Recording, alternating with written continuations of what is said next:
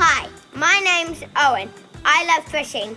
Just because I can't get out in the water doesn't mean I can't practice. I can see a spot out there, so let's see if we can get a whopper.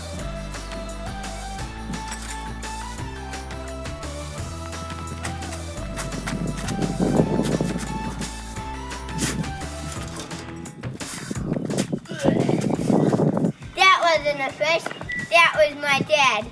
One thing my dad taught me is how important an anchor is. This is our anchor. An anchor is something that holds us in the right place when we're fishing.